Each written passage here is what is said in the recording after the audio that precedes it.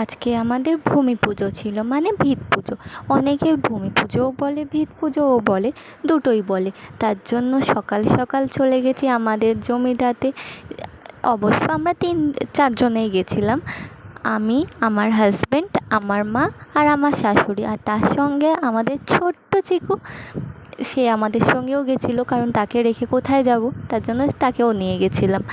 অবশ্য জমিটা আমাদের অনেক আগেই কেনা ছিল, কিন্তু কিছু কারণের জন্য আমরা সেখানে বাড়িটা করিনি, পুজোটাও করিনি।